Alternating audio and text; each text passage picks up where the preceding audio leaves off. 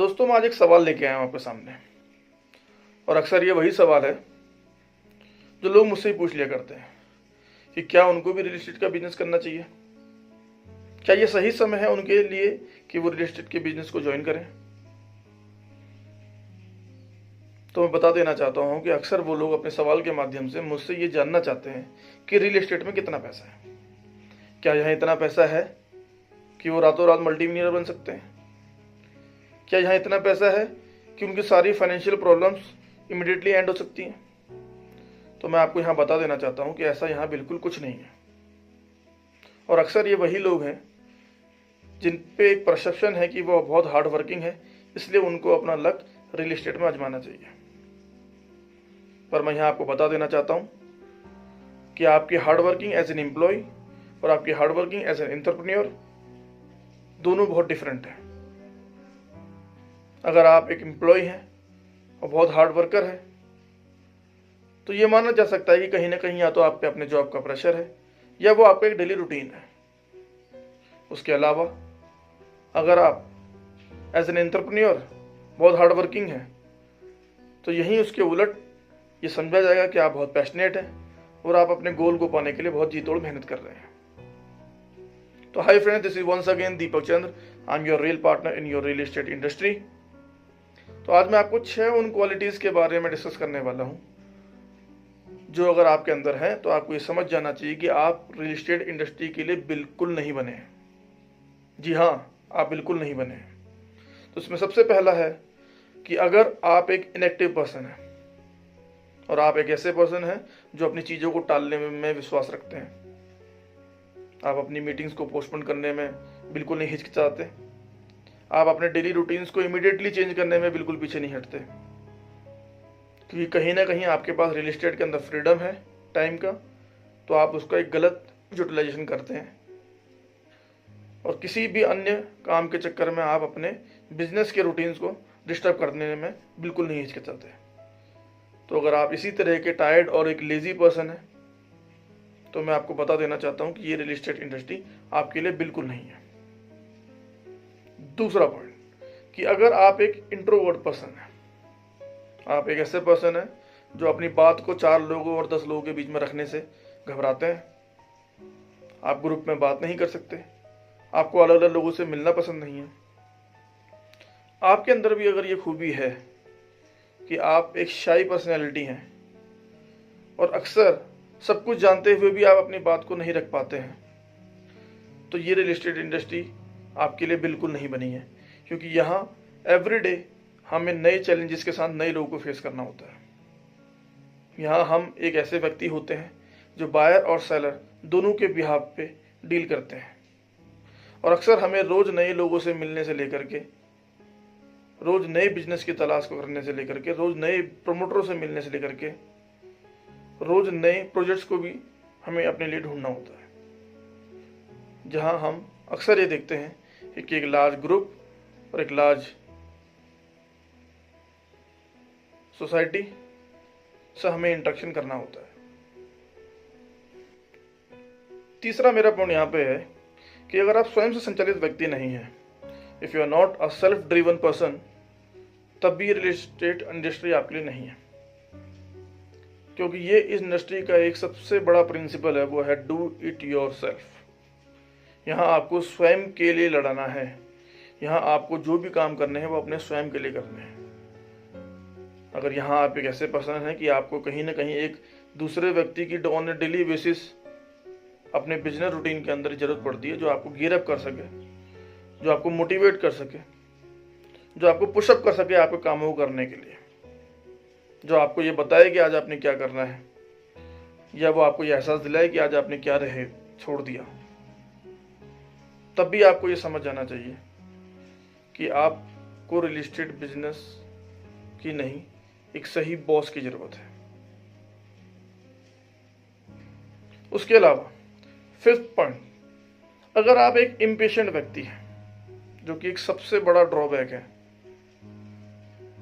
क्योंकि हर साल हजारों में यहाँ पे लोग आते हैं जो बहुत मोटिवेशन के साथ रियल एस्टेट को ज्वाइन करते हैं, कुछ समय अपने फाइनेंसिस को लगाते हैं, अपने ऑफिसेस को ओपन करते हैं और जी जान से लग जाते हैं रियल एस्टेट के अंदर काम करने के लिए, बट बहुत ही जल्दी अपनी नाकामयाबियों को लेकर के वो अक्सर ये सोच लेते हैं कि शायद ये रियल एस्टेट इंडस्ट्री उनके लिए नहीं बनी है, या ये उनका हार्ड लक है। और बहुत जल्दी वो इन सब चीज़ों को लेकर के फ्रस्ट्रेट हो जाते हैं, और बहुत जल्दी से अपने इम्पेशंस होने की वजह से वो इस इंडस्ट्री को छोड़ने में मिनट नहीं लगाते। तो अगर आप भी एक इम्पेशेंट व्यक्ति हैं तो ये रियल एस्टेट इंडस्ट्री आपके लिए बिल्कुल नहीं है, क्योंकि यहाँ आपको from the day first till the end of your journey ये नहीं पता होता कि आप कितनी डील करेंगे, आप कितने पैसे कमाएंगे, वो आप कब कमाएंगे, और ये शुरुआत कब होने वाली है। तो आपका पेशेंस आपके रियल एस्टेट इंडस्ट्री की जर्नी में बहुत हेल्पफुल रहता है। फिफ्थ पॉइंट, कि अगर आप एक इगोइस्टिक पर्सन हैं या आप एक ओवर कॉन्फिडेंट हैं, और वो किसी भी वजह से हो सकता है कि आप एक बहुत एक्सपीरियंस पर्सन रहे हो अपनी लाइफ में, जो कई कंपनियों में काम करके आ चुके हैं, या आपने कहीं और बिजनेस करे हो, तो कहीं ना कहीं आपके अंदर एक ईगो रह सकती है या एक ओवर कॉन्फिडेंस रह सकता है कि आप तो एक नेचुरल सेल्स पर्सन है, और रियल एस्टेट में आने के बाद आप इमीडिएटली एक के बाद ही डील्स को क्रैक कर जाएंगे। तो यहाँ मैं आपको बता दूं कि ऐसा रियल एस्टेट इंडस्ट्री में कुछ भी नहीं है। यहाँ बहुत एक्सपीरियंस पर्सन को भी कई बार बहुत लंबे अंतराल तक इंतजार करना पड़ता है, और कई बार एक नया फ्रेशर आदमी जो बहुत ही सीखने की इच्छा से यहाँ पे आता है और सीख करके बहुत जल्दी अपनी डील्स को क्रैक कर लेता है। तो यहाँ आपको बहुत लीनियंट होकर के काम करना होता है। आपके पुराने अनुभव, आपके पुराने लोग और आपका पुराना सर्कल यहाँ आपको आगे बढ़ने के लिए मदद तो कर सकता है, बट उन सर्कल और उस अनुभव की आड़ में अगर आप यहाँ पे कोई ईगो अपने अंदर रखते हैं तो यहाँ आप एक बहुत बड़े ग्रुप को छोड़ जाएंगे जो आपके साथ आपकी इसी एटीट्यूड प्रॉब्लम की वजह से आपसे कभी कनेक्ट नहीं हो पाएगा। सिक्स्थ एंड लास्ट इशू है जब आप किसी फाइनेंशियल प्रेशर के अंदर है। आपको ये मान लेना चाहिए कि अगर आप किसी भी फाइनेंशियल डेप्ट और प्रेशर और बर्डन से गुजर रहे हैं और आप रियल एस्टेट इंडस्ट्री को ज्वाइन करना चाहते हैं, क्योंकि कहीं ना कहीं आपको भी पता है कि आपको अपने फाइनेंशियल लॉसेस को कवर करने के लिए ये इंडस्ट्री एक बहुत बड़े अमाउंट में आपको अर्निंग्स दे सकती है। तो मैं बता देना चाहता हूँ कि आप उस प्रेशर के अंदर यहाँ बिल्कुल वर्क नहीं कर पाएंगे, और at the end of the day आप अपने फाइनेंशियल लॉसेस को और इंक्रीमेंट में ले आएंगे, क्योंकि यहाँ आपके डेली बाय डेली नए एक्सपेंस होंगे अपने बिजनेस को आगे बढ़ाने के लिए। वहीं आप अपने पुराने लॉसेस और पुराने बर्डन्स को लेकर के ऑलरेडी एक प्रेशर में हैं। तो यहाँ आपको ये मानना होता है कि अगर आपको रियल एस्टेट इंडस्ट्री में काम करना है तो बहुत ही फ्री माइंड होकर के आप यहाँ खुल के काम कर सकते हैं, बट किसी भी अन्य प्रेशर, और ख़ास तौर पे फाइनेंशियल प्रेशर, क्योंकि एज एन जॉब और एज एन एम्प्लॉय यहाँ रियल एस्टेट में आप ये तय नहीं कर सकते कि आप मंथ एंड में क्या पैसे लेके जाने वाले हैं। क्या आप यहाँ कुछ पैसे लेके भी जाएंगे या फिर आप यहाँ पे अपने फाइनेंसेस को और ज़्यादा डाउन करके जाएंगे। तो मेरी बात मानिए, अगर आप किसी भी तरह के फाइनेंशियल बर्डन और लॉस से गुजर रहे हैं तो आपको ये समय बिल्कुल सही नहीं है कि आप रियल एस्टेट बिजनेस को ज्वाइन करें। तो thanks for watching my video. अगर आपको मेरी ये वीडियो अच्छी लगी तो आप प्लीज़ इसे लाइक करें, सब्सक्राइब करें और ज़्यादा से ज़्यादा लोगों को शेयर करें। और उसके बाद भी अगर आप जानना चाहते हैं कि आप रियल एस्टेट इंडस्ट्री को क्यों ज्वाइन करें, तो ऊपर आई बटन में दिए गए मेरे लिंक पे जा कर के आप मेरी वीडियो देख सकते हैं, जहां मैंने आपको क्लियरली ये बताया कि क्यों आपको रियल एस्टेट इंडस्ट्री को ज्वाइन करना चाहिए। Thanks for watching, good luck. So hi friends, this is Deepak Chandra. I am your real partner in your real estate journey. दोस्तों, मैं आज लगभग 9 साल से इस इंडस्ट्री में वर्क कर रहा हूँ। क्यों मैं अब तक इस बिजनेस में सक्सेसफुली वर्क कर रहा हूँ, ये सब वही फैक्टर्स हैं जो मेरी लाइफ में बहुत इंपॉर्टेंट रोल प्ले करते थे। या आप ये कहें कि शायद मुझे यहाँ वही सब करने को मिला जो मैं अपनी लाइफ में जिस तरह से करना चाहता था। यही एक वजह है कि मैं इस इंडस्ट्री में आज तक वर्क कर रहा हूँ। तो आइए जानते हैं वो रीजंस जिन्हें सुनकर, समझकर अगर आपको भी लगे कि शायद आप भी अपनी लाइफ में ऐसा ही कुछ और कुछ इसी तरीके से करना चाहते हैं, तो डेफिनेटली फिर आपको रियल एस्टेट ज्वाइन करना चाहिए। तो जो सबसे पहला और सबसे बड़ा फैक्टर मैं मानता हूँ वो ये है कि यहाँ आपको काम करने के लिए किसी भी तरह की कोई डिग्री की ज़रूरत नहीं है, किसी भी तरह का कोई प्रोफेशनल कोर्स की ज़रूरत नहीं है। यानी आप सिंपल एक समझदार व्यक्ति हैं तो आप इस बिजनेस में आइए और बहुत कुछ अच्छा करने की कोशिश कीजिए। यहाँ किसी भी तरह के आपके लिए कोई एजुकेशन बैरियर्स नहीं है। दूसरा सबसे बड़ा रीज़न है, वो रीज़न मेरे लिए भी एक बहुत बड़ा रीज़न था कि यहाँ पे हमें काम करने के कोई भी फिक्स वर्किंग आवर्स नहीं है। अनलाइकली जॉब में जिस तरह से लोग जाते हैं वो 9 to 5 वर्क करते हैं या मॉर्निंग 8 to 8 वर्क करते हैं या 10 to 7 वर्क करते हैं, उन्हें मालूम होता है कि उन्हें किस समय से किस समय तक अपनी काम को वर्किंग आवर्स देने हैं। बट यहाँ ऐसा कुछ भी नहीं है दोस्तों। यहाँ आप जब चाहें जिस समय चाहें वर्क कर सकते हैं। From early morning to late night आपका जब जी चाहे आप इस ट्रेड में काम कर सकते हैं। आपके लिए किसी तरह का कोई वर्किंग आवर्स का यहाँ बैरियर नहीं है। बट यहाँ एक बहुत इंपॉर्टेंट जानना ये भी जरूरी है कि हमें यहाँ काम और लोगों से ज़्यादा करना पड़ता है। तो बेशक हमारे पास 9 to 5 आवर्स के बैरियर नहीं भी हों, बट हमें ये मालूम होना चाहिए कि अगर हम यहाँ ज़्यादा से ज़्यादा काम करेंगे तभी हमारे ज़्यादा से ज़्यादा फॉलो बन पाएंगे और तभी हम ज़्यादा से ज़्यादा अपनी डील्स को क्रैक कर पाएंगे। तो आप इस चीज़ को बहुत पॉजिटिव लें कि यहाँ आपके वर्किंग आवर्स फिक्स नहीं है, बट डेफिनेटली वो इतने ज़्यादा फ्लक्चुएटिंग होते हैं क्योंकि वो आपको आपके क्लाइंट के हिसाब से मैनिपुलेट करने पड़ते हैं। तीसरा जब सबसे बड़ा रीज़न वो ये है कि अनलाइकली किसी अदर इंडस्ट्री की तरह यहाँ आपका कोई ड्रेस कोड नहीं है। बेशक हमारे ट्रेड में भी जो लोग बड़े कॉर्पोरेट डील्स करते हैं वो हमेशा सूटेड बूटेड रहते हैं क्योंकि वो उनका एक अपना एक ऑरा है। बट हम लोग के लिए कोई भी किसी तरह का ड्रेस कोड नहीं है कि हमें टोटल वाइट ही पहनना है या टोटल ब्लैक ही पहनना है या आज हमें फॉर्मल्स ही पहनने हैं। आपको हमेशा एक डिसेंट लुक में रहना चाहिए। आप हमेशा ही एक डिसेंट वियरिंग करें जो भी आप पे सूट करता है।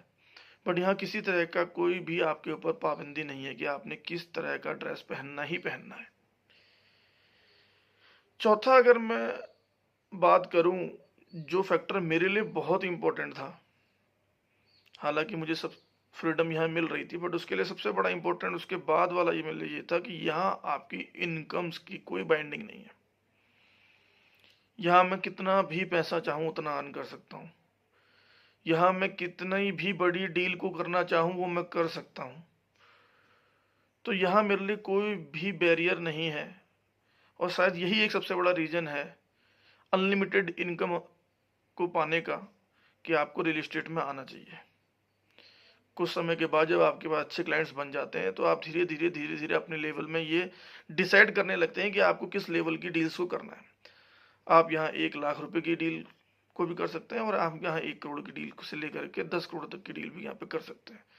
मतलब किसी भी तरह का कोई बैरियर नहीं है कि आप यहाँ कितने पैसे कमा सकते हैं, जो कि एक बहुत अच्छा फैक्टर है। पांचवा जो सबसे बड़ा फैक्टर है वो मेरे साथ कई बार हुआ है कि ये अकेला एक ऐसा फील्ड है जिसके अंदर आपको बड़े बड़े सेलिब्रिटी से मिलने का मौका मिलता है। वो सेलिब्रिटी बॉलीवुड स्टार भी हो सकते हैं, वो सेलिब्रिटी कुछ बड़े पॉलिटिशियंस भी हो सकते हैं, वो सेलिब्रिटी कोई बहुत बड़े ओहदे पे बैठा हुआ आदमी किसी टॉप कंपनीज का सीईओ सीएफओ भी हो सकता है। कि ये चीज़ मेरे साथ बहुत ज़्यादा हुई है। मैंने कई सारे पॉलिटिशियंस की प्रॉपर्टी को सेल किया है, कई सारे एक्टर्स भी हैं उसके अंदर, कई बड़े सीईओ सीएफओ भी मेरे साथ हैं। तो ये जो मीटिंग्स रहती हैं ये आपको एंकरेज करती हैं आपकी लाइफ में आगे बढ़ने के लिए। जो आपको नॉर्मल कोर्स ऑफ एक्शन के अंदर नॉर्मल डेज में अगर आप किसी भी ऑफिस के अंदर वर्क कर रहे हैं, जो आप कभी सोच नहीं सकते, आप कभी भी उन लोगों से मिल नहीं सकते क्योंकि आपका वो ट्रेड नहीं है। बट यहाँ अगर बड़े से बड़े बंदे ने, जो कि एक सेलिब्रिटी है, उसने भी अगर प्रॉपर्टी सेल करनी है तो वो at the end of the day उनसे हमारी मीटिंग होती है तो यहाँ पे एक बहुत बड़ा एक चांस बना रहता है कि हमें कुछ अच्छे लोगों से अपनी लाइफ में मिलने का बहुत बड़ा अच्छा मौका मिलता है। छठा जो रीज़न है वो भी मेरे लिए एक बहुत बड़ा रीज़न था, क्योंकि मुझे अच्छी जगह घूमने का शौक़ है। मुझे कुछ अच्छे अच्छे घर, कुछ बिल्डिंग्स, कुछ नया आर्किटेक्चर देखने का बहुत शौक़ है, जो आपको इस रियल एस्टेट फील्ड के अंदर 100% मिलने वाला है। अगर आपको नैनीताल लोकेशन बहुत पसंद है तो आप जाकर के वहाँ अपना इस बिज़नेस को कर सकते हैं। अगर आपको मसूरी बहुत पसंद है तो आप जाकर के मसूरी में रियल एस्टेट कर सकते हैं। अगर आपको गोवा पसंद है तो आप गोवा में रह करके अपना रियल एस्टेट कर सकते हैं। मतलब जिन जगहों को पे जाना आपको बहुत ज़्यादा पसंद है, जिन जगहों पर रहना आपको पसंद है, ये अकेला एक ऐसा फील्ड है जहाँ पे रह करके फ्रीली आप उन प्लेस पे काम कर सकते हैं। और ऑब्वियसली बिल्डिंग्स देखना, अच्छे घर देखना, मैंने अपनी लाइफ में अभी तक लगभग एक 18 करोड़ रुपए का विला बेचा था दिल्ली में। तो वो विला को देखना कि कैसे वो आर्किटेक्चर है, क्या वो ड्राइंग्स हैं, तो ये भी अपने आप में एक बहुत बड़ा एनर्जेटिक रहता है हमारे लिए कि हम उन चीज़ों को देखते ही रहते हैं जो कि अगर हम एक नॉर्मल जॉब में या फिर नॉर्मल वर्किंग डेज में अपने आप में काम कर रहे होते तो शायद हम यहाँ पे वो चीज़ नहीं कर पाते। लास्ट बहुत सबसे बड़ा रीज़न वो है कि यहाँ आपके पास एक एब्सोल्यूट फ्रीडम है। यहाँ आपको कोई नहीं रोकने वाला। आपका जब मन चाहे आप यहाँ काम करें, आपका जब मन चाहे आप यहाँ पे हॉलीडे पे जाएं, आपका जब मन चाहे जहाँ चाहे वहाँ काम करें। बट अल्टीमेटली अगर आप काम कर रहे हैं तो आपको अच्छे रिवॉर्ड्स यहाँ मिलेंगे, अच्छी इनकम्स यहाँ मिलेंगी, जिनसे आप अपने ड्रीम्स को पूरा करने के लिए आपको टाइम भी यहाँ मिलेगा। आप बहुत लोगों को देखते होंगे अपने नियर बाय, इनके पास पैसा बहुत है, सब कुछ बहुत है, बट उनके पास समय नहीं है। तो रियल एस्टेट एक ऐसा ट्रेड है जहाँ पे समय भी आपके पास भरपूर है, पैसे भी आपके पास भरपूर है, और फिर आप अपनी लाइफ को आराम से एंजॉय कीजिए। तो आप जान ही चुके होंगे दोस्तों कि आप इन फैक्टर्स को यूज़ करके रियल एस्टेट में आइए और फिर देखिए कि आप कैसे अपनी लाइफ को चेंज करते हैं। तो अगर आपको मेरा वीडियो पसंद आया हो तो प्लीज़ इसे लाइक, सब्सक्राइब और लोगों के साथ ज़्यादा से ज़्यादा शेयर कीजिए। जो भी यूथ, जो भी बंदा इस ट्रेड के अंदर आने की सोच रहा है वो अपने आप को सेल्फ एम्प्लॉयड कर सकता है। अगर वो हमारी वीडियो से मोटिवेट होता है तो वो अपने आप को रोज़गार तो देगा ही देगा, साथ में वो अपने साथ के और भी लोगों को रोज़गार दे सकता है। तो प्लीज़ कमेंट जरूर कीजिएगा कैसा लगा आपको मेरा वीडियो। आज के लिए बस इतना ही। Thank you so much. क्या आपको पता है क्यों लोग आपको रियल एस्टेट के बिजनेस को ज्वाइन करने के लिए मोटिवेट नहीं करते? क्यों वो आपको एंकरेज नहीं करते कि आप रियल एस्टेट के बिजनेस को ज्वाइन करके यहाँ एक अच्छी अर्निंग्स करें?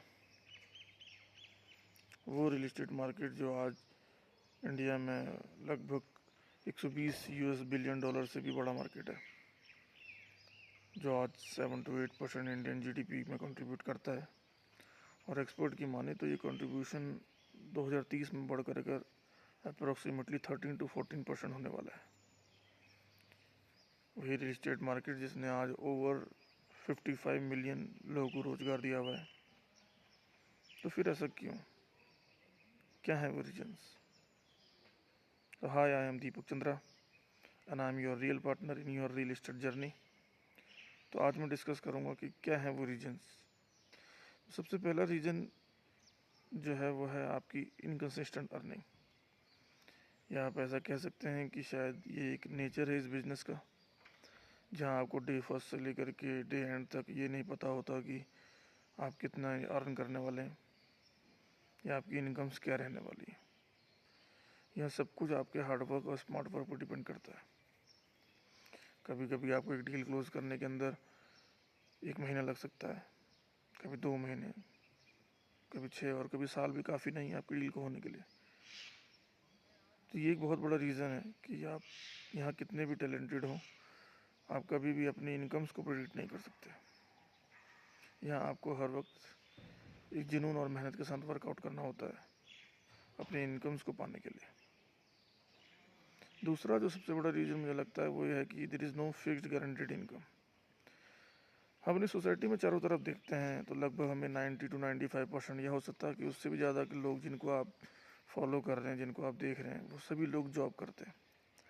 तो उनको पता होता है कि उनको अपने किए गए घंटे, 2 घंटे, 8 घंटे या महीने में उनको क्या रिवॉर्ड मिलने वाला है जो उन्होंने काम किया। बट ऐसा यहाँ रियल एस्टेट सेक्टर के अंदर बिल्कुल नहीं होता। आप यहाँ अनलिमिटेड आवर्स के लिए काम करते हैं। आप अर्ली मॉर्निंग से शुरू हो जाते हैं और by the night according to your client आपको अपना काम करना पड़ता है। बट उसके बावजूद आप ये गारंटी नहीं कर सकते कि मैंने इतनी मेहनत करी है तो मुझे इसका क्या रिवॉर्ड मिलेगा। ये भी एक दूसरा सबसे बड़ा रीज़न है जिसकी वजह से भी मुझे ऐसा लगता है कि लोग जनरली मोटिवेट या एंकरेज नहीं होते इस फील्ड को ज्वाइन करने के लिए। तीसरा जो इसका एक बड़ा रीज़न है वो एक समाज के एक बहुत बड़े पक्ष के एक परसेप्शन कह लीजिए या मिस परसेप्शन कह लीजिए कि लोगों को ऐसा लगता है कि रियल एस्टेट के जो लोग हैं वो बहुत सेलू टाइप के होते हैं और वो अपनी डील्स को क्लोज करने के लिए किसी भी हद तक गुजर जाते हैं और सम टाइम वो लोग अपनी डील को मिस रिप्रेजेंट करते हैं बायर्स के साथ, जिसकी वजह से बायर्स को फाइनेंशियल लॉसेस के साथ साथ फ्रॉड होने का डर भी बना रहता है। बट मैं आपको बता दूं कि ये परसेप्शन सिर्फ एक परसेप्शन है सोसाइटी का, जिसके अंदर कुछ लोग तो इन्वॉल्व हो सकते हैं, बट पूरी रियल एस्टेट इंडस्ट्री इस चीज़ से बिल्कुल अलग है। शायद यही एक सबसे बड़ा रीज़न है कि हम सभी लोगों ने कभी ना कभी किसी न किसी से कहीं ना कहीं रियल एस्टेट बिजनेसमैन के साथ, ब्रोकर्स के साथ, डीलर्स के साथ डील करी हुई है। चौथा जो सबसे बड़ा रीज़न मैं मानता हूँ शायद वो एक प्रैक्टिकल रीज़न भी हो सकता है, क्योंकि यहाँ पे जो लोग आपको एंकरेज नहीं करते वो आपके पेरेंट्स हो सकते हैं, आपके क्लोज फ्रेंड्स हो सकते हैं, क्लोज रिलेटिव्स हो सकते हैं। तो यहाँ आपको एक बात समझनी होगी कि ये सभी लोग वो लोग हैं जो आपके करियर्स को लेकर के हमेशा से ही बहुत ज़्यादा इनसिक्योर और अनप्रिडिक्टेबल महसूस करते हैं। इसलिए वो आपको वही चीज़ें सजेस्ट करते हैं जिनसे आपकी लाइफ सेट हो सके, आपको अपनी लाइफ में कोई रिस्क ना लेना पड़े, आप कभी भी बहुत ज़्यादा स्ट्रेस के लेवल से ना गुजरें और आप अपने जीवन में वो करें जिससे आपको चीज़ें स्मूथली आपकी रन आउट हो सकें। ये एक रीज़न है जिससे लोग आपको सजेस्ट नहीं करते कि आप इस स्टेट में जाएं, क्योंकि ये यहाँ पे बहुत बड़ा स्ट्रगल भरा लाइफ हो सकता है इनिशियली। बट वंस आप इस चीज़ों को अगर ओवर क्रॉस कर जाते हैं तो आपकी लाइफ भी यहाँ पे एक बहुत ही सुखद और ड्रीम्स को पूरा करने वाली होती है।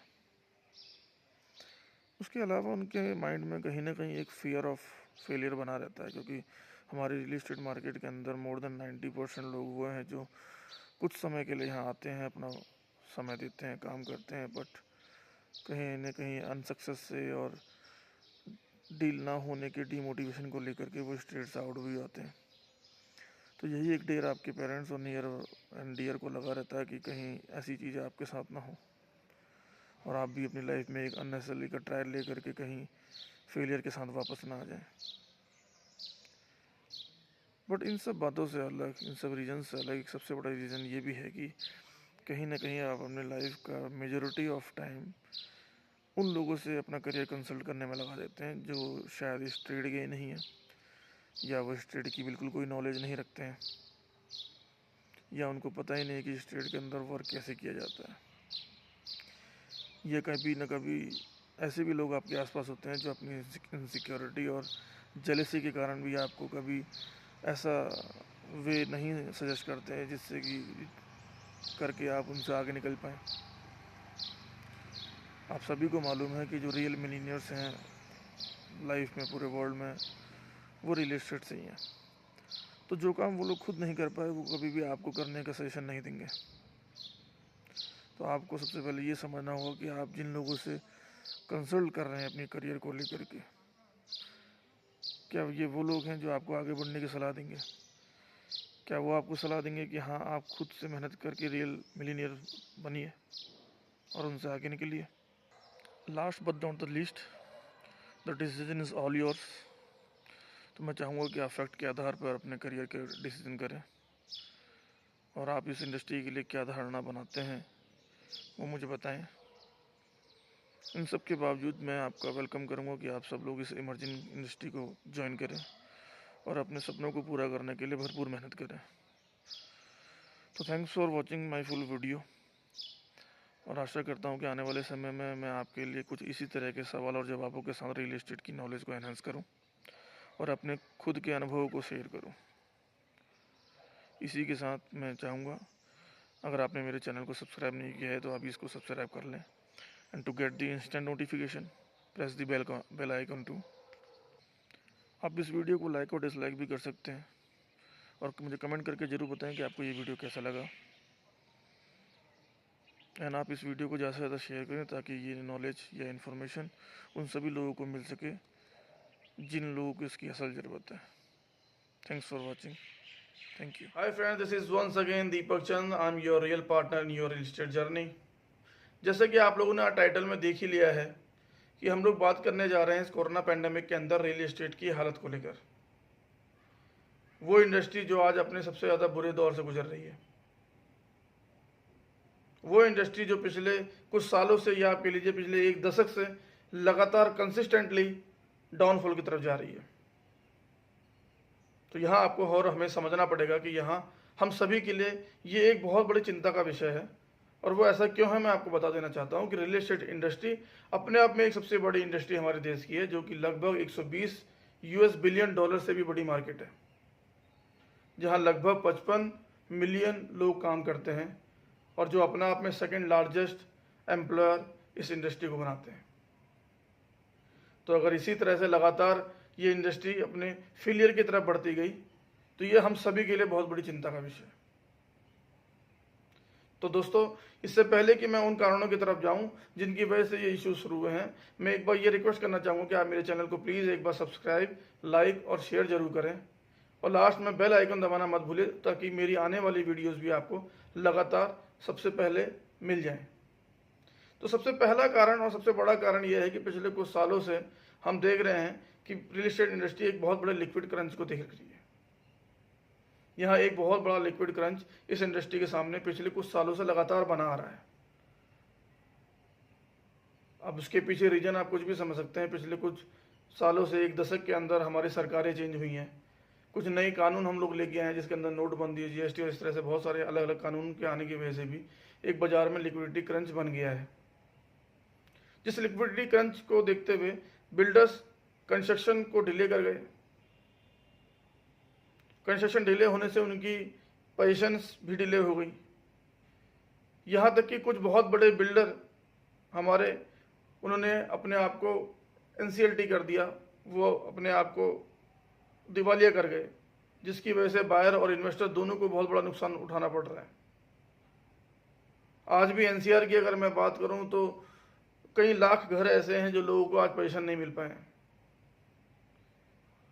तो वो इंडस्ट्री जहां एक इन्वेस्टर अपना पैसा लगाता था एक अच्छी खासी रिटर्न्स को पाने के लिए, तो पिछले कुछ लगातार सालों से हम देखते आ रहे हैं कि रिटर्न्स तो छोड़िए, उल्टा वो इन्वेस्टर आज एक माइनस की स्थिति में खड़ा है। और ये स्थिति वो भयावह स्थिति है जहां वो अपनी इन्वेस्टमेंट को डिसोल्यूट भी नहीं कर पा रहा है। वो अपनी इन्वेस्टमेंट को अगर आज लिक्विडेट करना चाहे तो वो उस स्थिति में भी नहीं है कि वो उस इन्वेस्टमेंट को लिक्विडेट कर पाए। बिल्डर डिफ़ॉल्ट हो गए, बैंक्स डिफ़ॉल्ट हो गए, जिन सब का खामियाजा एक बायर और एक इन्वेस्टर को आज बहुत भयंकर रूप से उठाना पड़ रहा है। इस कोरोना पेंडेमिक के अंदर जहां लोगों की जॉब्स में वैसे ही संशय बना हुआ है, लोगों को अपने फ्यूचर के लिए बहुत ज़्यादा अनसर्टेन है, वो अपने आज को लेकर के बहुत ज़्यादा स्केर्ड है।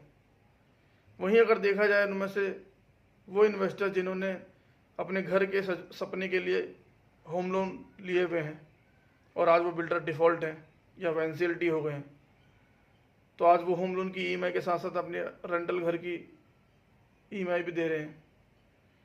तो उन लोगों के सामने बहुत बड़ी समस्या बन के ये रियल एस्टेट इंडस्ट्री उभर के सामने आई है। यहाँ हम देखें कि पिछले कुछ सालों से सेल्स भी लगातार रियल एस्टेट इंडस्ट्री के अंदर डिक्लाइन हुई है, जो कि बट ऑब्वियस है, और वो एक वाइसी वर्सा एक्शन है क्योंकि जब बिल्डर डिफ़ॉल्ट्स होंगे, पोजीशन टाइमली नहीं होगा बाज़ार के अंदर, तो कहीं ना कहीं एक ट्रस्ट का डेफिसिट होना बाज़ार में बहुत लाजमी है।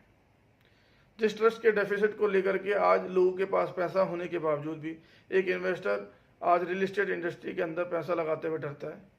कहीं ना कहीं वो अपने दिमाग में पिछले सालों के अनुभवों को लेकर के बहुत ज़्यादा अनसर्टेन है कि आने वाले समय में भी रियल एस्टेट इंडस्ट्री कुछ उसको रिटर्न्स दे पाएगी या नहीं।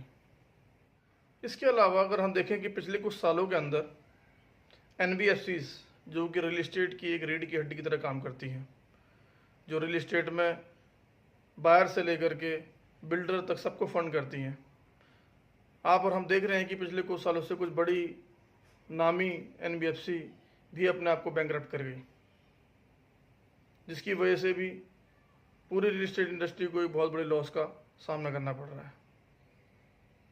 और इन सब चीज़ों के अलावा पिछले 1-1.5 साल से हम देख रहे हैं कि कोरोना पेंडेमिक के चलते हुए अब इंडस्ट्री की हालत वैसे ही बहुत टाइट है, क्योंकि अब तो लेबर की बहुत शॉर्टेज हो गई है, फंड्स की शॉर्टेज तो पहले से ही थी।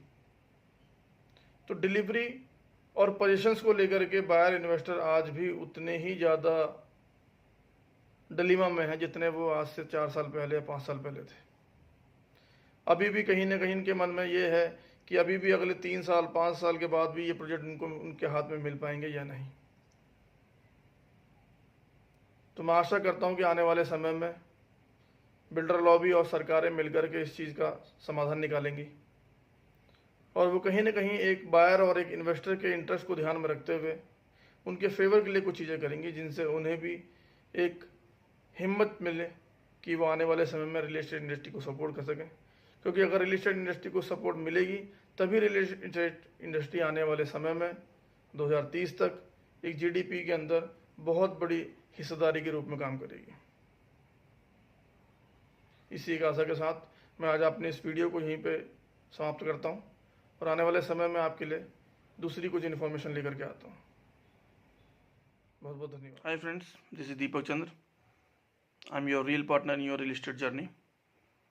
आज मैं उन 3 गलतियों को बताने वाला हूँ जो हम लोग रियल एस्टेट में अक्सर करते हैं, जिसमें सबसे पहली गलती ये कि जब भी हमारे किसी प्रॉस्पेक्ट का या एग्जिस्टिंग क्लाइंट का कॉल हमें आता है और हम किसी भी रीजन से उसके कॉल को पिक नहीं कर पाते, और अक्सर जब हम उसे कॉल बैक करते हैं तो ये एक लाइन दोहरा देते हैं, hi sir, I am so sorry I couldn't call you back. यहाँ आपका सॉरी कह देना आपके लिए तो बिल्कुल सहज है, बट कहीं ना कहीं ये एक साइन है कि उस वक्त आप उस पर्सन का कॉल उठा सकते थे बट आपने ऐसा नहीं किया। तो इस तरह के सॉरी शब्द कभी कभी आपकी पर्सनैलिटी के लिए नेगेटिव हो सकते हैं। तो आपको इस ट्रेड में ये मानकर चलना होगा कि आप एक बिजी पर्सन हैं और आपके पास करने के लिए हर वक्त कुछ ना कुछ होता है। हो सकता है आप उस समय कुछ लीगल पेपर ड्राफ्ट कर रहे हों, या आप किसी साइट विजिट पे गए हों, या आप किसी क्लाइंट्स की मीटिंग्स को एग्जीक्यूट करा रहे हों। तो यहाँ पर आपको हमेशा एक एनर्जेटिक बने रहना होगा, और जब तक आपका क्लाइंट उस गिल्ट को आपको ना दोहराए, आपको अपने पास से वो चीज़ नहीं दोहरानी है। यहाँ आपको एक चीज़ ध्यान में रखनी होगी कि आप हमेशा एनर्जी से भरे रहें और ये कह करके अपनी बात को रखें कि hi sir, I was busy on that time, please tell me how can I help you. ये अपने आप में एक पॉजिटिव एटीट्यूड रहेगा। दूसरी गलती आप उस प्रोस्पेक्ट के साथ करते हैं जिससे आप हो सकता है 1 वीक पहले मिले हों, 1 मंथ पहले मिले हों, या उससे भी पहले। अब ये मीटिंग आपकी कहीं भी हुई हो सकती है कि आप उससे किसी बिजनेस मीट में मिले हों, साइट विजिट में मिले हों, या किसी पर्सनल किसी रेफरल के थ्रू किसी पार्टी में मिले हों। तो यहाँ भी आप जब उसे पहला कॉल अपने फॉलोअप के लिए करते हैं तो आप एक पहली ही लाइन में अपनी गलती को दोहराते हैं और आपसे कहते हैं कि hi sir, I am Deepak here, hope you don't remember me, we met in the last week. अब यहाँ पर ये बात बता देना अननोविंगली कि शायद आप मुझे नहीं पहचान रहे, मैं दीपक हूँ, हम उस मीटिंग में मिले थे। ये भी अपने आप में एक बहुत बड़ा नेगेटिव एनर्जी का साइन है। तो आप ये मान के चलिए आप इस ट्रेड में बेस्ट हैं, and you should expect the best from the others. अगर आपकी पुरानी मीटिंग आपने पूरे जोश और होश के साथ करी होती तो आपको ये बात कभी बताने की ज़रूरत नहीं पड़ेगी कि आप कौन हैं। आपको सिर्फ अपना नाम और कंपनी का नाम बताना होगा और सहज ही वो व्यक्ति आपकी पर्सनैलिटी से प्रभावित होकर आपको पहचान लेगा। तीसरी जो गलती है वो इन्हीं गलतियों का एक मिरर है जो अक्सर हम उस क्लाइंट के साथ करते हैं जिस क्लाइंट के साथ हम एक दो पुरानी मीटिंग्स कर चुके हैं, बट हो सकता है अब उसमें एक बहुत लंबा अंतराल आ गया हो, एक लंबा गैप आ गया हो, और उस गैप के बाद आप एक जनरल फॉलोअप के लिए उसे कॉल कर रहे हैं और आप अक्सर फिर वहाँ पर अपनी गलती को दोहराते हुए एक शब्द यूज़ करते हैं, hi sir, Deepak here, hope you forgot me. यहाँ पे भी आपने उसको बता दिया कि आप उसे भूल चुके हैं। आप क्यों बार बार ये बताना चाहते हैं या ये बात जताना चाहते हैं सामने वाले को कि वो आपको भूल चुका है? आप इस बात को मान के चलिए कि रियल एस्टेट एक ऐसा ट्रेड है जहां आपकी पर्सनैलिटी को करिस्मेटिक होना बहुत ज़रूरी है। अगर आपकी पर्सनैलिटी में वो एनर्जी, वो एटीट्यूड है तो कभी भी लोग आपको कितने भी दिन, कितने भी महीनों और कितने भी साल के बाद नहीं भूल सकते। और यही एक रीज़न है कि आज भी मैं अपने पुराने क्लाइंट्स के साथ चाहे साल में एक बार बात करूं, चाहे 2 बार बात करूं, और मुझे जानते हैं। तो मैं आशा करता हूं इस वीडियो से आप अपनी गलतियों को समझे होंगे। और मैं फिर आपको एक बात कहना चाहूँगा कि आप इस बात को माइंड में हमेशा रखें that you are the winner of this trade. So expect the people to remember you. Thank you so much. अगर आपको ये वीडियो पसंद आया हो तो please do like, share and subscribe. ये इश्क नहीं आसान, इतना ही समझ लीजिए, एक आग का दरिया है और डूब के जाना है। जिगर मुरादाबादी साहब की लिखी गई ये पंक्तियाँ जो कि आज भारतीय बाजार के छोटे निवेशकों के दिल का दर्द बयां करने के लिए बहुधा काफ़ी है। जी हाँ दोस्तों, मैं एडवोकेट दीपक चंद्रा अपने चैनल के माध्यम से आज बात कर रहा हूँ भारतीय बाजार में लगातार बढ़ती हुई हलचल और भारी नुकसान की। यहाँ ऐसा मानो कि निफ्टी और सेंसेक्स तो दिल से गाने को लगा ही बैठे हैं, ये लाल रंग का मुझे छोड़ेगा, कि किशोर कुमार जी का गाया हुआ और राजेश कुमार जी पे फिल्माया हुआ एक गाना उस जमाने का बड़ा फेवरेट गाना था। और आज निफ्टी और सेंसेक्स भी कुछ उसी हालत में है। 28 सालों में पहली बार 13 हफ्तों से निफ्टी लगातार माइनस पर है। या यूं कह लीजिए कि 1994 में ऐसा हुआ था कि निफ्टी लगातार 8 महीने तक माइनस में था। अब ये लाल निशान की खूबियां देखिए कि वैश्विक बाजारों पे जो खबर आ रही है उसमें भारतीय बाजार अब सिर्फ तीसरे ऐसे स्थान पर है जो जो वैश्विक मंदी पे है। या यूं कह लीजिए हमसे आगे सिर्फ 2 ही देश ऐसे हैं जो मंदी में हमसे आगे हैं, थाईलैंड और फिलीपींस। यानी अगर बाजार कुछ ऐसी हालत में चलता रहा तो दोस्तों थाईलैंड जाने की जरूरत नहीं पड़ने वाली है अपने को। 1 लाख करोड़ से भी ज्यादा एफआईआई ने बिकवाली करी है हमारे यहाँ। 30 लाख से ज्यादा एसआईपी बंद हो चुकी हैं। ये एक वैश्विक मंदी की तरफ संकेत दे रहे हैं। और या फिर हम यूं कह करके अपना दिल को बड़ा कर सकते हैं, सीने को चौड़ा कर सकते हैं कि जितने हमारे देश ने पिछले 2 महीने में पैसे गंवाए हैं उतनी तो पाकिस्तान और बांग्लादेश की जीडीपी है। दूसरी तरफ छोटे निवेशक जिन्होंने सोशल मीडिया के अलग अलग प्लेटफॉर्म पे पैदा हुए कुकुरमुत्तों की तरह so called self acclaimed financial advisors के बताए हुए स्टॉक्स में निवेश कर दिया। अब वे स्टॉक लगभग 30%, 40%, 50%, कुछ कुछ तो 60% के नुकसान पर भी है। तो उनका डर अपनी जगह जायज़ है कि वो यहाँ पे रुकें या पैसे को और निवेश करें या इनकी बिकवाली करें, अपने लॉस को बुक करें। यहाँ मैं अपने चैनल के माध्यम से किसी को भी निवेश की तरफ आकर्षित नहीं कर रहा हूँ। सिर्फ यही सलाह देता हूँ कि आने वाले कुछ समय में भारतीय बाजारों पर नज़र रखें और आशा करते हैं ये बाजार बहुत जल्दी सुधरेंगे और भारत की अर्थव्यवस्था दोबारा विकसित और ग्रो की तरफ चलेगी। इसी आशा के साथ धन्यवाद। पैसों के बारे में समय समय पर बड़े बड़े महानुभाव द्वारा बहुत कुछ लिखा और कहा गया है। जैसे दुनिया का कोई रंग नहीं कोई ढंग नहीं, दुनिया का कोई रंग नहीं कोई ढंग नहीं, पैसा है तो सब कुछ वरना कोई संग नहीं। जी हाँ दोस्तों, मैं एडवोकेट दीपक और आप देख रहे हैं मेरा चैनल वेल्थ प्लानर। आज मैं अपने चैनल के माध्यम से आपको ये बताने जा रहा हूँ कि सदी के महानायक श्री अमिताभ बच्चन जी भी अपने एक समय में बैंकरप्ट यानी कंगाल हो चुके हैं। 2017 में रिलायंस इंडस्ट्रीज़ के इवेंट के दौरान खुद श्री अमिताभ बच्चन जी द्वारा ये स्वीकार किया गया है कि 1995 में बनाई गई उनके द्वारा company ABCL Amitabh Bachchan corporation limited entertainment की दुनिया में अपने कुछ ही सालों में 1999 तक आते आते बैंकरप्सी यानी दिवालिया घोषित हो चुकी थी।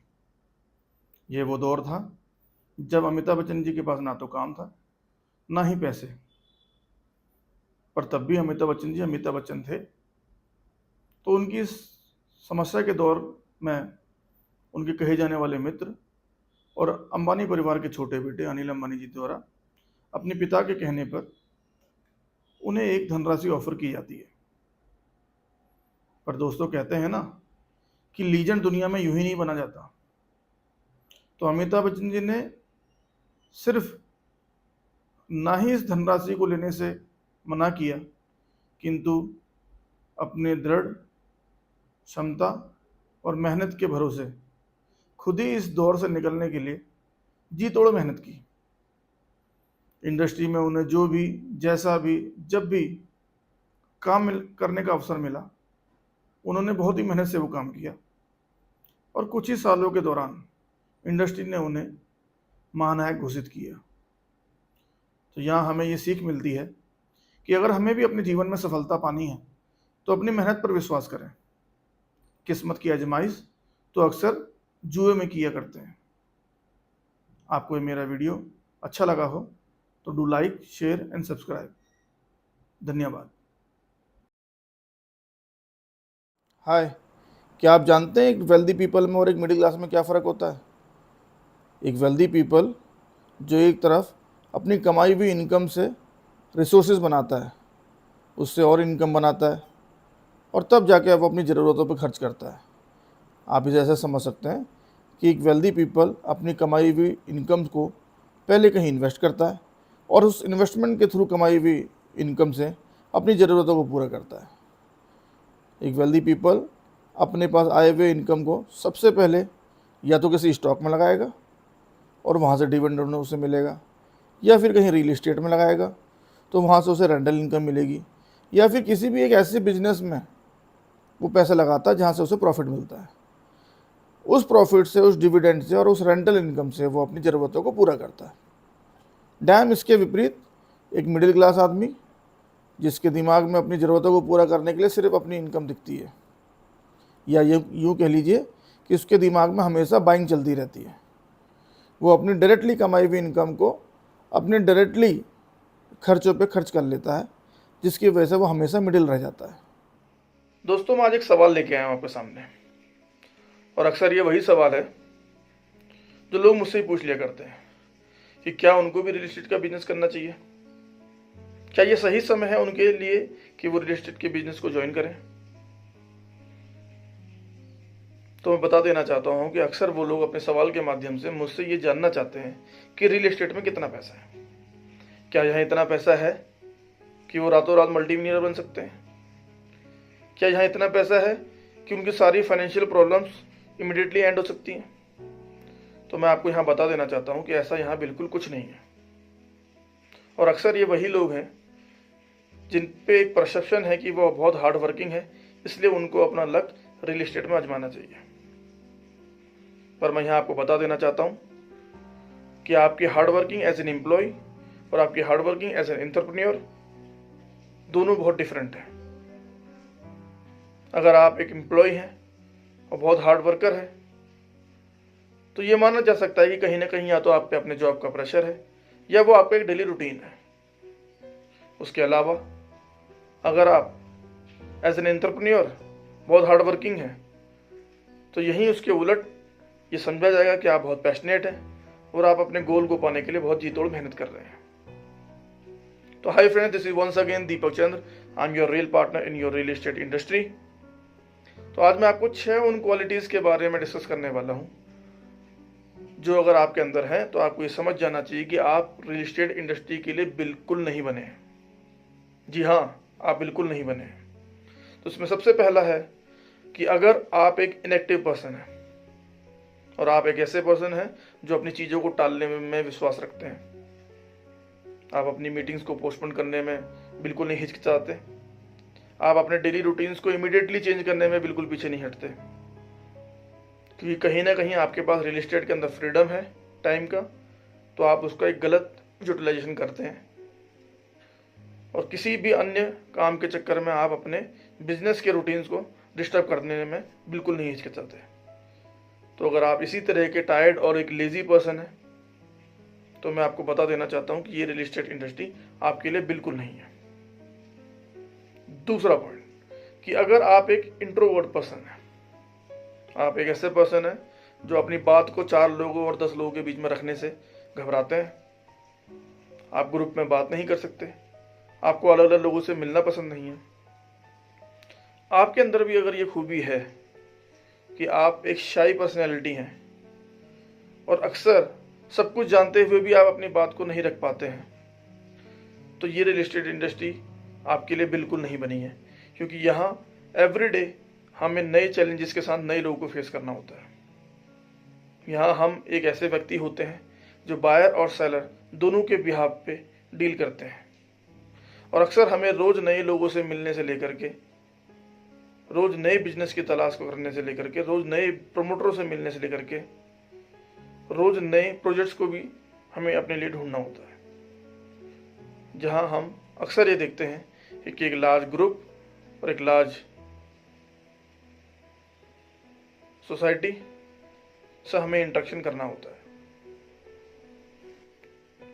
तीसरा मेरा पॉइंट यहाँ पे है कि अगर आप स्वयं से संचालित व्यक्ति नहीं हैं, if you are not a self driven person, तब भी रियल एस्टेट इंडस्ट्री आपके लिए नहीं है, क्योंकि ये इस इंडस्ट्री का एक सबसे बड़ा प्रिंसिपल है, वो है डू इट योर सेल्फ। यहाँ आपको स्वयं के लिए लड़ना है, यहाँ आपको जो भी काम करने हैं वो अपने स्वयं के लिए करने हैं। अगर यहाँ आप एक ऐसे पर्सन हैं कि आपको कहीं ना कहीं एक दूसरे व्यक्ति की ऑन ए डेली बेसिस अपने बिजनेस रूटीन के अंदर जरूरत पड़ती है, जो आपको गियर अप कर सके, जो आपको मोटिवेट कर सके, जो आपको पुशअप कर सके आपके कामों को करने के लिए, जो आपको ये बताए कि आज आपने क्या करना है, या वो आपको ये एहसास दिलाए कि आज आपने क्या रहे छोड़ दिया, तब भी आपको ये समझ जाना चाहिए कि आपको रियल एस्टेट बिजनेस की नहीं, एक सही बॉस की जरूरत है। उसके अलावा 5th पॉइंट, अगर आप एक इम्पेशेंट व्यक्ति हैं, जो कि एक सबसे बड़ा ड्रॉबैक है, क्योंकि हर साल हजारों में यहाँ पे लोग आते हैं जो बहुत मोटिवेशन के साथ रियल एस्टेट को ज्वाइन करते हैं, कुछ समय अपने फाइनेंसिस को लगाते हैं, अपने ऑफिसेस को ओपन करते हैं और जी जान से लग जाते हैं रियल एस्टेट के अंदर काम करने के लिए, बट बहुत ही जल्दी अपनी नाकामयाबियों को लेकर के वो अक्सर ये सोच लेते हैं कि शायद ये रियल एस्टेट इंडस्ट्री उनके लिए नहीं बनी है, या ये उनका हार्ड लक है, और बहुत जल्दी वो इन सब चीज़ों को लेकर के फ्रस्ट्रेट हो जाते हैं और बहुत जल्दी से अपने इम्पेशेंस होने की वजह से वो इस इंडस्ट्री को छोड़ने में मिनट नहीं लगाते। तो अगर आप भी एक इम्पेशेंट व्यक्ति हैं तो ये रियल एस्टेट इंडस्ट्री आपके लिए बिल्कुल नहीं है, क्योंकि यहाँ आपको from the day first till the end of your journey ये नहीं पता होता कि आप कितनी डील करेंगे, आप कितने पैसे कमाएंगे, वो आप कब कमाएंगे और ये शुरुआत कब होने वाली है। तो आपका पेशेंस आपके रियल एस्टेट इंडस्ट्री की जर्नी में बहुत हेल्पफुल रहता है। 5th पॉइंट कि अगर आप एक इगोइस्टिक पर्सन हैं या आप एक ओवर कॉन्फिडेंट हैं, और वो किसी भी वजह से हो सकता है कि आप एक बहुत एक्सपीरियंस पर्सन रहे हो अपनी लाइफ में, जो कई कंपनियों में काम करके आ चुके हैं, या आपने कहीं और बिजनेस करे हो, तो कहीं ना कहीं आपके अंदर एक ईगो रह सकती है या एक ओवर कॉन्फिडेंस रह सकता है कि आप तो एक नेचुरल सेल्स पर्सन है, और रियल एस्टेट में आने के बाद आप इमीडिएटली एक के बाद एक डील्स को क्रैक कर जाएंगे। तो यहाँ मैं आपको बता दूं कि ऐसा रियल एस्टेट इंडस्ट्री में कुछ भी नहीं है। यहाँ बहुत एक्सपीरियंस पर्सन को भी कई बार बहुत लंबे अंतराल तक इंतजार करना पड़ता है, और कई बार एक नया फ्रेशर आदमी जो बहुत ही सीखने की इच्छा से यहाँ पे आता है और सीख करके बहुत जल्दी अपनी डील्स को क्रैक कर लेता है। तो यहाँ आपको बहुत लीनियंट होकर के काम करना होता है। आपके पुराने अनुभव, आपके पुराने लोग और आपका पुराना सर्कल यहाँ आपको आगे बढ़ने के लिए मदद तो कर सकता है, बट उन सर्कल और उस अनुभव की आड़ में अगर आप यहाँ पे कोई ईगो अपने अंदर रखते हैं, तो यहाँ आप एक बहुत बड़े ग्रुप को छोड़ जाएंगे जो आपके साथ आपकी इसी एटीट्यूड प्रॉब्लम की वजह से आपसे कभी कनेक्ट नहीं हो पाएगा। सिक्स्थ एंड लास्ट इशू है जब आप किसी फाइनेंशियल प्रेशर के अंदर है। आपको ये मान लेना चाहिए कि अगर आप किसी भी फाइनेंशियल डेप्ट और प्रेशर और बर्डन से गुजर रहे हैं और आप रियल एस्टेट इंडस्ट्री को ज्वाइन करना चाहते हैं, क्योंकि कहीं ना कहीं आपको भी पता है कि आपको अपने फाइनेंशियल लॉसेस को कवर करने के लिए ये इंडस्ट्री एक बहुत बड़े अमाउंट में आपको अर्निंग्स दे सकती है। तो मैं बता देना चाहता हूँ कि आप उस प्रेशर के अंदर यहाँ बिल्कुल वर्क नहीं कर पाएंगे, और at the end of the day आप अपने फाइनेंशियल लॉसेस को और इंक्रीमेंट में ले आएंगे, क्योंकि यहाँ आपके डेली बाय डेली नए एक्सपेंस होंगे अपने बिजनेस को आगे बढ़ाने के लिए। वहीं आप अपने पुराने लॉसेस और पुराने बर्डन्स को लेकर के ऑलरेडी एक प्रेशर में हैं। तो यहाँ आपको ये मानना होता है कि अगर आपको रियल एस्टेट इंडस्ट्री में काम करना है तो बहुत ही फ्री माइंड होकर के आप यहाँ खुल के काम कर सकते हैं, बट किसी भी अन्य प्रेशर, खासतौर पे फाइनेंशियल प्रेशर, क्योंकि एज एन जॉब और एज एन एम्प्लॉय यहाँ रियल एस्टेट में आप ये तय नहीं कर सकते कि आप मंथ एंड में क्या पैसे लेके जाने वाले हैं। क्या आप यहाँ कुछ पैसे लेके भी जाएंगे या फिर आप यहाँ पे अपने फाइनेंसिस को और ज़्यादा डाउन करके जाएंगे। तो मेरी बात मानिए, अगर आप किसी भी तरह के फाइनेंशियल बर्डन और लॉस से गुजर रहे हैं तो आपको ये समय बिल्कुल सही नहीं है कि आप रियल एस्टेट बिजनेस को ज्वाइन करें। तो thanks for watching my video. अगर आपको मेरी ये वीडियो अच्छी लगी तो आप प्लीज़ इसे लाइक करें, सब्सक्राइब करें और ज़्यादा से ज़्यादा लोगों को शेयर करें। और उसके बाद भी अगर आप जानना चाहते हैं कि आप रियल एस्टेट इंडस्ट्री को क्यों ज्वाइन करें, तो ऊपर आई बटन में दिए गए मेरे लिंक पे जाकर के आप मेरी वीडियो देख सकते हैं, जहां मैंने आपको क्लियरली ये बताया कि क्यों आपको रियल एस्टेट इंडस्ट्री को ज्वाइन करना चाहिए।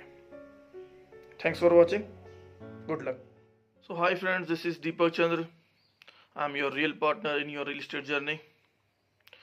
दोस्तों, मैं आज लगभग 9 साल से इस इंडस्ट्री में वर्क कर रहा हूँ। क्यों मैं अब तक इस बिजनेस में सक्सेसफुली वर्क कर रहा हूँ, ये सब वही फैक्टर्स हैं जो मेरी लाइफ में बहुत इंपॉर्टेंट रोल प्ले करते थे। या आप ये कहें कि शायद मुझे यहाँ वही सब करने को मिला जो मैं अपनी लाइफ में जिस तरह से करना चाहता था। यही एक वजह है कि मैं इस इंडस्ट्री में आज तक वर्क कर रहा हूँ। तो आइए जानते हैं वो रीजंस जिन्हें सुनकर समझकर अगर आपको भी लगे कि शायद आप भी अपनी लाइफ में ऐसा ही कुछ इसी तरीके से करना चाहते हैं, तो डेफिनेटली फिर आपको रियल एस्टेट ज्वाइन करना चाहिए। तो जो सबसे पहला और सबसे बड़ा फैक्टर मैं मानता हूँ वो ये है कि यहाँ आपको काम करने के लिए किसी भी तरह की कोई डिग्री की ज़रूरत नहीं है, किसी भी तरह का कोई प्रोफेशनल कोर्स की ज़रूरत नहीं है। यानी आप सिंपल एक समझदार व्यक्ति हैं तो आप इस बिजनेस में आइए और बहुत कुछ अच्छा करने की कोशिश कीजिए। यहाँ किसी भी तरह के आपके लिए कोई एजुकेशन बैरियर्स नहीं है। दूसरा सबसे बड़ा रीज़न है, वो रीज़न मेरे लिए भी एक बहुत बड़ा रीज़न था कि यहाँ पे हमें काम करने के कोई भी फिक्स वर्किंग आवर्स नहीं है। अनलाइकली जॉब में जिस तरह से लोग जाते हैं वो 9 to 5 वर्क करते हैं, या मॉर्निंग 8 to 8 वर्क करते हैं, या 10 to 7 वर्क करते हैं, उन्हें मालूम होता है कि उन्हें किस समय से किस समय तक अपनी काम को वर्किंग आवर्स देने हैं। बट यहाँ ऐसा कुछ भी नहीं है दोस्तों। यहाँ आप जब चाहें जिस समय चाहें वर्क कर सकते हैं। From early morning to late night आपका जब जी चाहे आप इस ट्रेड में काम कर सकते हैं। आपके लिए किसी तरह का कोई वर्किंग आवर्स का यहाँ बैरियर नहीं है। बट यहाँ एक बहुत इंपॉर्टेंट जानना ये भी जरूरी है कि हमें यहाँ काम और लोगों से ज़्यादा करना पड़ता है। तो बेशक हमारे पास 9 to 5 आवर्स के बैरियर नहीं भी हों, बट हमें ये मालूम होना चाहिए कि अगर हम यहाँ ज़्यादा से ज़्यादा काम करेंगे तभी हमारे ज़्यादा से ज़्यादा फॉलो बन पाएंगे, और तभी हम ज़्यादा से ज़्यादा अपनी डील्स को क्रैक कर पाएंगे। तो आप इस चीज़ को बहुत पॉजिटिव लें कि यहाँ आपके वर्किंग आवर्स फिक्स नहीं है, बट डेफिनेटली वो इतने ज़्यादा फ्लक्चुएटिंग होते हैं क्योंकि वो आपको आपके क्लाइंट के हिसाब से मैनिपुलेट करने पड़ते हैं। तीसरा जब सबसे बड़ा रीज़न वो ये है कि अनलाइकली किसी अदर इंडस्ट्री की तरह यहाँ आपका कोई ड्रेस कोड नहीं है। बेशक हमारे ट्रेड में भी जो लोग बड़े कॉर्पोरेट डील्स करते हैं वो हमेशा सूटेड बूटेड रहते हैं क्योंकि वो उनका एक अपना एक ऑरा है। बट हम लोग के लिए कोई भी किसी तरह का ड्रेस कोड नहीं है कि हमें टोटल वाइट ही पहनना है या टोटल ब्लैक ही पहनना है या आज हमें फॉर्मल्स ही पहनना है। आपको हमेशा एक डिसेंट लुक में रहना चाहिए। आप हमेशा ही डिसेंट वियरिंग करें जो भी आप पे सूट करता है। बट यहाँ किसी तरह का कोई भी आपके ऊपर पाबंदी नहीं है कि आपने किस तरह का ड्रेस पहनना ही पहनना है। चौथा, अगर मैं बात करूं जो फैक्टर मेरे लिए बहुत इंपॉर्टेंट था, हालांकि मुझे सब फ्रीडम यहाँ मिल रही थी, बट उसके लिए सबसे बड़ा इंपॉर्टेंट उसके बाद वाला ये मेरे लिए ये था कि यहाँ आपकी इनकम्स की कोई बाइंडिंग नहीं है। यहाँ मैं कितना भी पैसा चाहूँ उतना अर्न कर सकता हूँ। यहाँ मैं कितनी भी बड़ी डील को करना चाहूँ वो मैं कर सकता हूँ। तो यहाँ मेरे लिए कोई भी बैरियर नहीं है, और शायद यही एक सबसे बड़ा रीज़न है अनलिमिटेड इनकम को पाने का कि आपको रियल एस्टेट में आना चाहिए। कुछ समय के बाद जब आपके पास अच्छे क्लाइंट्स बन जाते हैं तो आप धीरे धीरे अपने लेवल में ये डिसाइड करने लगते हैं कि आपको किस लेवल की डील्स को करना है। आप यहाँ 1 लाख रुपए की डील को भी कर सकते हैं, और आप यहाँ 1 करोड़ की डील से लेकर के 10 करोड़ तक की डील भी यहाँ पे कर सकते हैं। मतलब किसी भी तरह का कोई बैरियर नहीं है कि आप यहाँ कितने पैसे कमा सकते हैं, जो कि एक बहुत अच्छा फैक्टर है। पांचवा जो सबसे बड़ा फैक्टर है वो मेरे साथ कई बार हुआ है कि ये अकेला एक ऐसा फील्ड है जिसके अंदर आपको बड़े बड़े सेलिब्रिटी से मिलने का मौका मिलता है। वो सेलिब्रिटी बॉलीवुड स्टार भी हो सकते हैं, वो सेलिब्रिटी कुछ बड़े पॉलिटिशियंस भी हो सकते हैं, वो सेलिब्रिटी कोई बहुत बड़े ओहदे पे बैठा हुआ आदमी किसी टॉप कंपनीज का CEO CFO भी हो सकता है। कि ये चीज़ मेरे साथ बहुत ज़्यादा हुई है। मैंने कई सारे पॉलिटिशियंस की प्रॉपर्टी को सेल किया है, कई सारे एक्टर्स भी हैं उसके अंदर, कई बड़े CEO CFO भी मेरे साथ हैं। तो ये जो मीटिंग्स रहती हैं ये आपको एंकरेज करती हैं आपकी लाइफ में आगे बढ़ने के लिए। जो आपको नॉर्मल कोर्स ऑफ एक्शन के अंदर नॉर्मल डेज में अगर आप किसी भी ऑफिस के अंदर वर्क कर रहे हैं, जो आप कभी सोच नहीं सकते, आप कभी भी उन लोगों से मिल नहीं सकते क्योंकि आपका वो ट्रेड नहीं है। बट यहाँ अगर बड़े से बड़े बंदे ने, जो कि एक सेलिब्रिटी है, उसने भी अगर प्रॉपर्टी सेल करनी है तो वो at the end of the day उनसे हमारी मीटिंग होती है। तो यहाँ पे एक बहुत बड़ा एक चांस बना रहता है कि हमें कुछ अच्छे लोगों से अपनी लाइफ में मिलने का बहुत बड़ा अच्छा मौका मिलता है। छठा जो रीज़न है वो भी मेरे लिए एक बहुत बड़ा रीज़न था, क्योंकि मुझे अच्छी जगह घूमने का शौक़ है। मुझे कुछ अच्छे अच्छे घर, कुछ बिल्डिंग्स, कुछ नया आर्किटेक्चर देखने का बहुत शौक़ है, जो आपको इस रियल एस्टेट फील्ड के अंदर 100% मिलने वाला है। अगर आपको नैनीताल लोकेशन बहुत पसंद है तो आप जा कर के वहाँ अपना इस बिज़नेस को कर सकते हैं। अगर आपको मसूरी बहुत पसंद है तो आप जा कर के मसूरी में रियल एस्टेट कर सकते हैं। अगर आपको गोवा पसंद है तो आप गोवा में रह कर के अपना रियल एस्टेट कर सकते हैं। मतलब जिन जगहों को पे जाना आपको बहुत ज़्यादा पसंद है, जिन जगहों पर रहना आपको पसंद है, ये अकेला एक ऐसा फील्ड है जहाँ पे रह करके फ्रीली आप उन प्लेस पे काम कर सकते हैं। और ऑब्वियसली बिल्डिंग्स देखना, अच्छे घर देखना, मैंने अपनी लाइफ में अभी तक लगभग एक 18 करोड़ रुपए का विला बेचा था दिल्ली में।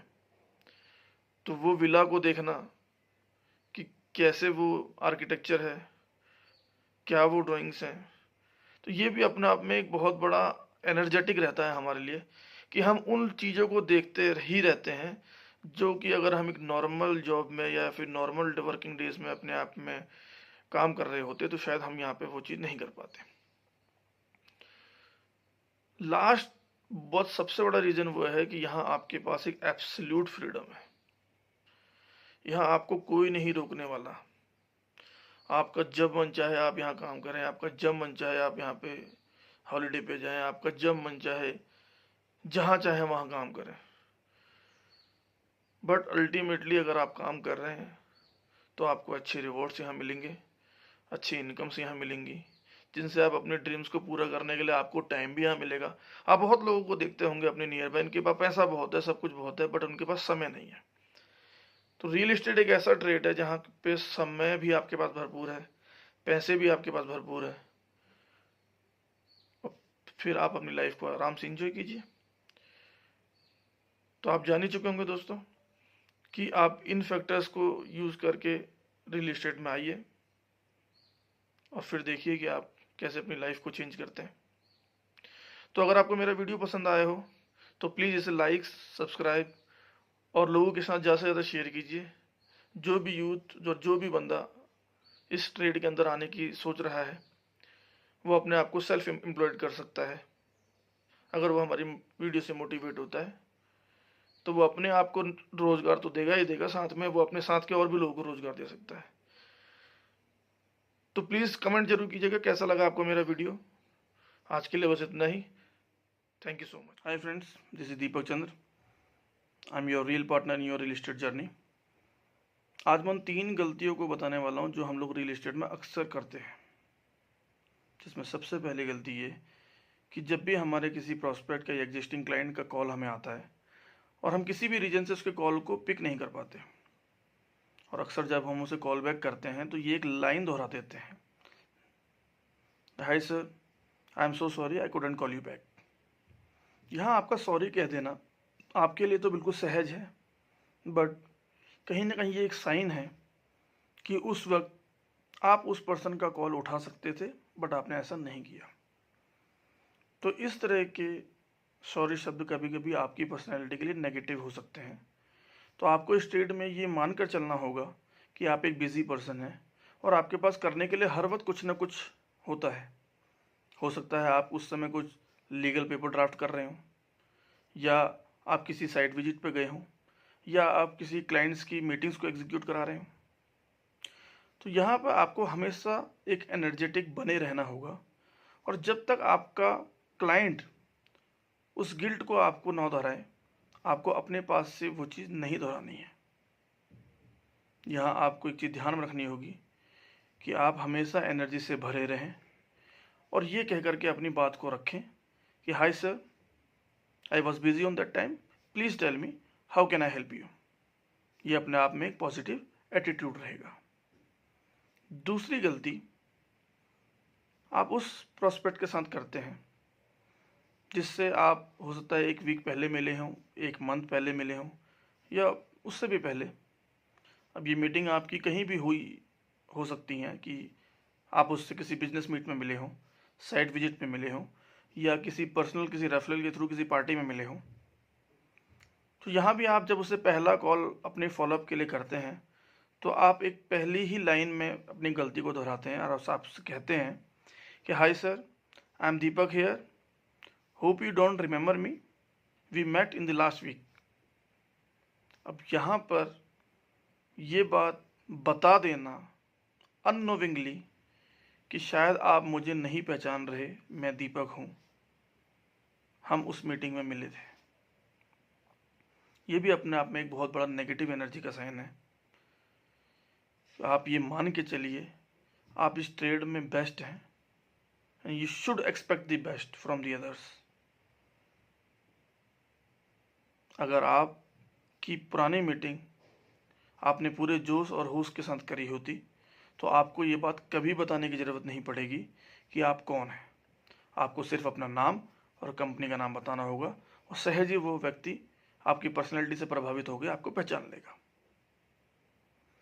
तीसरी जो गलती है वो इन्हीं गलतियों का एक मिरर है, जो अक्सर हम उस क्लाइंट के साथ करते हैं जिस क्लाइंट के साथ हम एक दो पुरानी मीटिंग्स कर चुके हैं, बट हो सकता है अब उसमें एक बहुत लंबा अंतराल आ गया हो, एक लंबा गैप आ गया हो, और उस गैप के बाद आप एक जनरल फॉलोअप के लिए उसे कॉल कर रहे हैं और आप अक्सर फिर वहाँ पर अपनी गलती को दोहराते हुए एक शब्द यूज़ करते हैं, hi sir, Deepak here, hope you forgot me. यहाँ पे भी आपने उसको बता दिया कि आप उसे भूल चुके हैं। आप क्यों बार बार ये बताना चाहते हैं या ये बात जताना चाहते हैं सामने वाले को कि वो आपको भूल चुका है? आप इस बात को मान के चलिए कि रियल एस्टेट एक ऐसा ट्रेड है जहां आपकी पर्सनैलिटी को करिस्मेटिक होना बहुत ज़रूरी है। अगर आपकी पर्सनैलिटी में वो एनर्जी, वो एटीट्यूड है, तो कभी भी लोग आपको कितने भी दिन, कितने भी महीनों और कितने भी साल के बाद नहीं भूल सकते। और यही एक रीज़न है कि आज भी मैं अपने पुराने क्लाइंट्स के साथ चाहे साल में एक बार बात करूं, चाहे 2 बार बात करूं, और मुझे जानते हैं। तो मैं आशा करता हूं इस वीडियो से आप अपनी गलतियों को समझे होंगे। और मैं फिर आपको एक बात कहना चाहूँगा कि आप इस बात को माइंड में हमेशा रखें that you are the winner of this trade. So expect the people to remember you. Thank you so much. अगर आपको ये वीडियो पसंद आया हो तो please do like, share and subscribe.